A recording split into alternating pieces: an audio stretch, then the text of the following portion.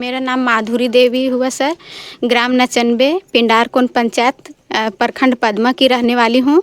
मेरा कहने का मतलब यही है सर कि मेरा घर पूरा तरीक़ा से मतलब टूट चुका है और इसी में मतलब हम छोटा छोटा बच्चा और मैं भी इसी में रह रही हूँ। तो हमको यही मतलब सरकार से कहना है कि इसके बारे में मतलब कोई निर्णय निकालें और हमको मतलब आवास उवास या तो फिर कॉलोनी वलोनी के बारे में कुछ देना चाहें। काहे कि नहीं देंगे तो फिर हम लोग कैसे रहेंगे, कहाँ रहेंगे? रहने के लिए भी तो कोई घर नहीं है, घर तो पूरा तरीक़ा से गिर चुका है। क्या नाम हुआ आपका? उषा देवी। मेरा पति नाम कारू ठाकुर, वो तो 2023 में गुजर गए। पर हमको रोइए नहीं, आराम से रोइए नहीं, कोई दिक्कत। छोटा छोटा बच्चा है, 7-6 जन होते हैं, बच्चा 6 ठो है, एक ठो है में 7 परिवार होते हैं, एक टूटा वाला घर में रहते हैं। मुखिया जी से दरखास्त लगाए, कॉलोनी फार्म भरे, हो जाएगा बोले, नहीं हुआ। ये हमको चाहिए कॉलोनी घर। कैसे रहें? बच्चे इसी घर में रहते इसी घर में, सब परिवार इसी घर में रहते हैं। तो होना चाहिए ना सरकार के द्वारा से।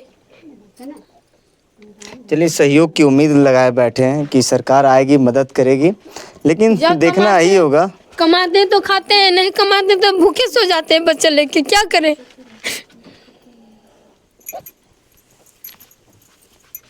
तो आपका यही घर टूटा हुआ है? हाँ, मेरा ही घर टूटा हुआ है। इस तरफ का जो आपके हिस्से में मिला था वही घर आपका टूटा हुआ है? वही घर टूट गया है। तो हम रहते हैं वो घर में। कौन सा जो घर टूटा हुआ वो आपका घर टूटा हुआ जो आपके हिस्से में मिला था? हाँ, मेरा घर टूटा है, ललिता देवी। वो भी मेरा ही रूम। हाँ, आपका भी घर टूटा। सरकार नहीं देंगे हम लोग के घर, तो हम लोग बड़ा आदमी है तो नहीं देंगे तो ठीक है, सरकार के नाम से हम लोग मर जाएंगे वही घर में, क्या करेंगे? जब हम लोग के नहीं दे रहे हैं तो सब बड़ा बड़ा आदमी मिलता है सर, और हम लोग के नहीं मिलता है। आज हम लोग बाले बच्चे मर जाते तो क्या होता घर में? अब घर में सोए हुए थे? हाँ, वकील निकाल के हम लोग बाहर आ गए, निकल जब गिरने लगे घर तो। ये कब की घटना है? कितने दिन हुआ? कल है हुआ, कल है सर, लगभग 2 बजे। हाँ, कल है हुआ है ये बिरा। ये तमाम जो महिलाएं हैं, इनका दर्द देखिए। तमाम महिलाओं के आंखों में आंसू है और एक दर्द छिपा है। दर्द है कि एक जो रोटी कपड़ा मकान की बात करती है सरकार, जो कहती है कि एक आम इंसान को चाहिए क्या, रोटी कपड़ा मकान, लेकिन वो धरातल पे नहीं निकल पाता है। ये जो तमाम महिलाएं हैं, जो 8 परिवार का सदस्य हैं, इनकी आंखें नम हो चुकी है, आस में बैठे हैं कि कोई आएगा रहनुमा और हमारे जीवन को जीर्णोद्धार करेगा, लेकिन अब तक कोई नहीं आया। इसके पीछे की कारण नहीं है कि प्रशासन, अधिकारियों की लापरवाही कि आखिर जो आवास आवंटित किए जाते हैं, ये भी एक विषय है कि जो आवास आवंटित किए जाते हैं आखिर किनके पास जाते हैं।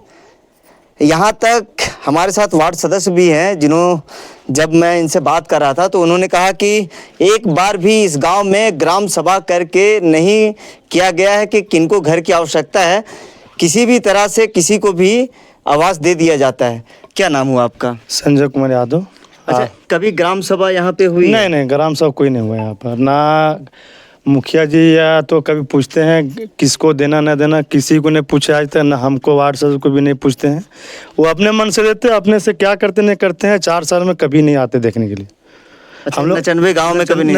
नचनवे गाँव में हमने प्रयास, उषा देवी जो बहुत दिक्कत से रहते, उषा देवी, उनका हस्बैंड में नहीं, हम लोग बहुत प्रयास किए, कम से कम उषा देवी को उनको दे दीजिए, उसका कोई सहारा आगे पीछे, बच्चा छोटा छोटा है, लेकिन कभी भी नहीं सुने। हम लोग बहुत प्रयास किए, जब भी बैठक होता है मीनार को पंजाब हम ये बात को रखते हैं, लेकिन इस बात का कोई इशू या कोई मतलब गांव में अभी तक ग्राम सभा नहीं बताया गया कि किन्हें आवास देना? हाँ, ना ये सब नहीं होता है, नहीं होता। किसको मिलना चाहिए, किसको मिल चुका है, यहाँ तक मुझे जानकारी नहीं है। ग्रामीण की तो बहुत दूर की बात हुई है।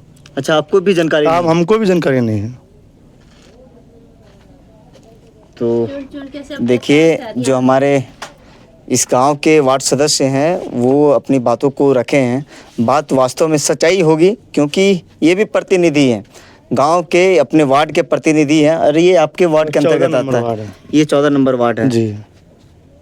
तो इनको अभी तक एक भी आवास नहीं मिला? किन्हीं को नहीं मिला 8 सदस्यों में? 8 सदस्य के 1-2 को मिले हैं, वह भी इस चालू किए हैं, लेकिन मतलब कागजों पर है, धरातल पे नहीं उतरा है। धरातल पर है, लेकिन उससे ज़्यादा स्थिति मान के चलिए 8 भाई हैं तो 8 को मिलना चाहिए ना। ऐसा थोड़ी है कि वो कम है, वो ज़्यादा नहीं है, 8 को दिक्कत है। अगर 2 को मिल गया तो वो रहने नहीं देंगे उनको तो रहने नहीं देंगे। अब उषा देवी देखिए घर है, ये बच्चे छोटे छोटे क्या करेगा, कैसे रहेगा वो? उसमें उमेश है, जो जितना भी है सबको इनमें घर मिलना चाहिए एकदम। ग्राम सभा अगर करते हैं मुखिया जी तो हो सके पूरा ग्रामीण इन लोग को सपोर्ट करते हैं कि इन्हीं को पहले दो लो, बाद में किसी को देना, लेकिन ग्राम सभा कभी हो भी नहीं किया, कैसे मालूम चले? उषा देवी खुद अपना जीवन यापन जो है ना, ये उषा देवी जो अच्छा मजदूरी करती है, अपने आप मजदूरी करते हैं। अच्छा क्या करते हैं आप? ऐठा माटी, अच्छा जहाँ कोई घर बना रहा है तो बोल रही है कि चलो काम करो, तो वहाँ जाते हैं काम करने। जो जब जे दिन नहीं कमाते 100 दिन फिर पानी पी के सोते हैं। तो मेरा ऊपर सरकार है नहीं है, यही हम कहने चाहते हैं। 6 गो बच्चा है, खुद एक हम है, 7 गो परिवार होते हैं अपना में, तो वो सब कैसे जिए कैसे खाएं, वो सब देखना चाहिए मुखिया भैया के। मुखिया भैया भी हम बात बोलें कि हमको कॉलोनी दीजिए, हाँ देंगे ऐसे बोलते हैं। 2023 में मेरा पति डेथ हो गए, भाई 2023 से उसको रट रहे हैं कि दीजिए, कैसे देंगे? देवे ना करते, ध्यान नहीं देते हैं।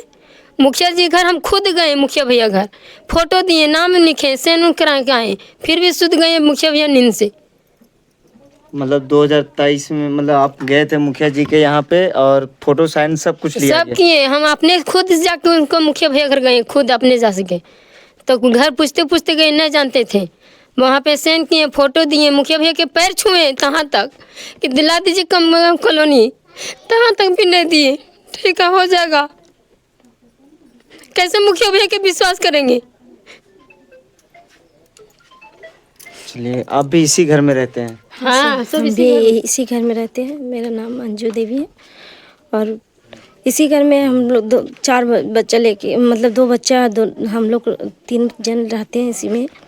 और कोई भी इस हम लोग के पे ऊपर ध्यान नहीं दिए। मुखिया जी को बोलते हैं तो बोलते हैं एक ही बार नहीं मिलेगा। ठीक है भैया, हम मानते हैं कि एक बार नहीं मिलेगा, फिर भी तो हम लोग को कुछ तो मिलना चाहिए ना। कुछ भी नहीं बोलते हैं और नहीं तो देख के जाते हैं। सिर्फ हर बार आते हैं जब वो वोटिंग लेने का समय रहता है तो उस टाइम तो बोलते हैं भैया, सबको बोलते हैं ना वोटिंग देने के लिए। लेकिन अभी वो क्या बोलते हैं, नहीं सबको नहीं मिलेगा, एक साथ नहीं मिलेगा, ऐसा बोलते हैं। तो क्यों, क्या है हम लोग को, मतलब कुछ तो होना चाहिए ना। अच्छा आपके जो जितने भी हस्बैंड है सब बाहर ही कमाते हैं, क्या करते हैं वो लोग, क्या करते हैं उधर? उधर वही मजदूरी करते हैं। मजदूरी करते हैं। अच्छा, वही कोई सालिया सेटरिंग का काम करते हैं, कोई कुआं कहीं बना तो उसमें कोई काम करते हैं। मतलब कोई किसी का अच्छा काम जैसे होना चाहिए ना, उस तरह कोई नहीं करते हैं। मतलब सिर्फ घर का भरण पोषण तक ही कमा पाते भरण हैं। पोषण तक ही कमा सकते हैं। मतलब इतना है कि हम रात दिन मतलब गुजार सके नमक रोटी खा के, बस इतना ही। तो ये तस्वीर है 99 गांव की। एक ही सदस्य, 8 ही सदस्य हैं इस घर में और छोटे छोटे घर हैं, एक एक रूम है। आप इस घर की तस्वीर जब टीवी स्क्रीन पे आप देख पा रहे होंगे, अपनी टीवी स्क्रीन पे ये तस्वीर देख पा रहे होंगे, एक छोटे छोटे घर हैं, एक एक रूम है और इन्हीं रूम में रहने के लिए मजबूर है। किन्हीं का घर टूट चुका है, किन्हीं का दरारें पड़ चुकी है, कभी भी ढह सकती है। लेकिन सवाल यही होगा कि अगर ये घर गिरता है तो इसके पीछे का जिम्मेदार होगा कौन? ये जो अपनी खुद की रोज़मर्रा के जीवन में जो कमा रहे हैं और इससे अपना घर नहीं बना पा रहे हैं, सरकार को भी संज्ञान में लेना होगा। मैं एक बार अपने वीडियो मैडम निधि रजवाड़ जी से भी आग्रह करूंगा, डीसी साहब से भी आग्रह करूंगा कि आप ज़रूर इस मामले को संज्ञान में लें और यहाँ का सर्वेक्षण करें और देखें कि इनके घरों के हालात कैसे हैं। अब ये घर टूटने के कगार पे है, बारिश अभी भी बची हुई है, कभी भी ढह सकती है।